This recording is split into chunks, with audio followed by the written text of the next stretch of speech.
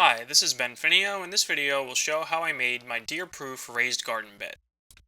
If you're watching this on YouTube, see the link to the Instructables page with complete written directions in the description below the video. I purchased the lumber at a local lumberyard. I went with cedar since it appears to be a popular choice for garden beds due to its natural ability to resist rotting. I got 4x4s for the post, 5/4 by 6 decking for the sides, and 1x4s for the top of the frame and gates. I used a miter saw to cut everything to length. If you don't have your own miter saw or circular saw, you can try to get the lumber yard to cut everything to length for you. You'll still need a hand saw to make a few diagonal cuts for the gates.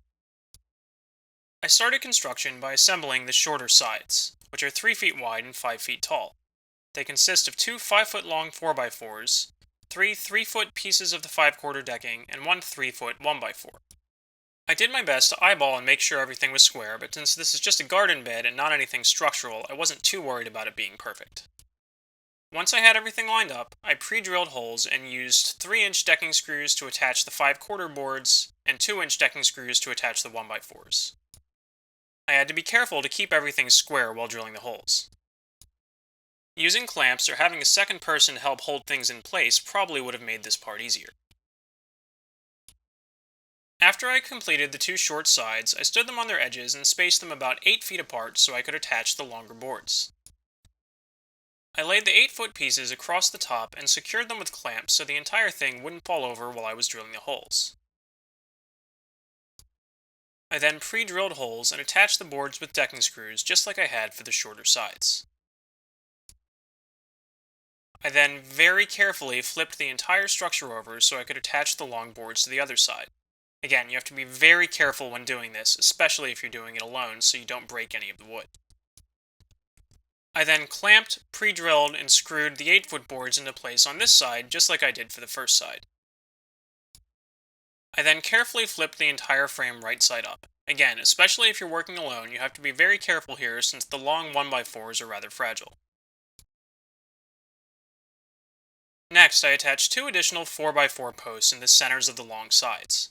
Clamping them into place made it much easier to pre-drill holes and then insert screws. To complete the frame, I added 2 horizontal 1x4s across the top at the center connected to the 2 4x4s I attached in the previous step. Again, using bar clamps to hold them in place makes it much easier for one person to do the drilling and insert the screws. To build the gate, first I laid out 4 pieces to make a rectangular frame. Since I didn't want the gate to be crooked, this time I actually used a carpenter's square to make sure things were at 90-degree angles. I used 1 1/4-inch screws to secure the corners since 2-inch screws would be too long and would poke through the back of the 1x4s. To make the first diagonal piece, I laid it diagonally across the rectangular frame and then used a straight edge to draw lines where I needed to make the miter cuts to make it fit into the frame flush with the top 1x4s. After making those miter cuts, the diagonal piece now fits into the frame like this.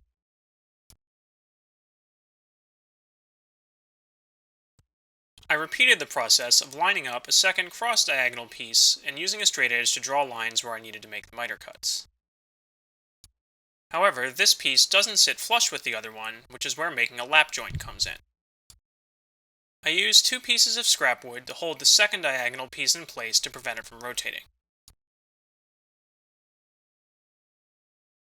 I drew lines on top of the bottom piece to outline the area where I would need to remove material for the lap joint. Then I used C-clamps to attach the 2 diagonal pieces together so I could flip them over and draw lines on the top piece of wood. To make the lap joint, I clamped the 1x4 down to a work table and set the circular saw depth to half the thickness of the 1x4. I then started the lap joint by making multiple parallel cuts with the saw about 1 blade width apart. Once I'd removed about 50% of the material with the saw, I then used a chisel to chip out the remaining wood. You have to be careful as the 1x4 is now rather thin and fragile in this section. Remember that a 1x4 is actually only 3/4 of an inch thick to begin with. You need to make sure the 2 pieces of wood fit together snugly, so continue to carefully remove wood until you're left with a flat, even surface. Repeat this for the second 1x4 and then check to see if the 2 pieces fit together. If they don't, you might need to come back with your chisel or circular saw to widen the cut slightly. With the lap joint complete, I screwed in the bottom piece using 1¼ inch decking screws. I double checked to make sure the top piece fit, and then applied wood glue to the face of the lap joint and clamped it on with C-clamps to apply pressure to the glue as it dried. I screwed in the ends of the top piece with 1¼ decking screws. To attach the hinges, I had to prop the entire gate up on some scrap wood because the screws that came with the hinges were long enough that they would poke through the 1x4. I made sure the hinges were lined up and then attached one at the top and one at the bottom of the gate. To hang the gate, I cut 2 small shims to make sure the gap at the top and the bottom would be even. This is a place where having a friend hold the gate in place while you attach it would really be helpful. With the gate in place, I screwed the hinges to the 4x4 posts, and after finishing that, checked to make sure it would swing open without getting stuck against the frame. Next, I screwed the gate latches into place. However, the entire frame is rather weak in torsion, so if you won't be putting it on perfectly level ground, the frame can twist slightly, causing the latches to go out of alignment. I found this out the hard way, so I recommend waiting until you've put the frame in its final resting place before attaching the gate latches. This just completed one gate, so I repeated the entire process to build a mirror image of the first gate. Finally, we attached deer netting around the perimeter of the frame using a staple gun. This is where you'll definitely want one person to help, as one person can operate the staple gun and the other person can hold the netting taut, so you get a nice, clean, finished look instead of having the netting be loose and wobbly. Use scissors to trim off the excess netting and you're all done. Now you just need to carefully move the entire bed to wherever you're going to put it. 2 people were able to lift this one with a bit of trouble, so you might want to get a couple friends over to help move the whole thing if possible.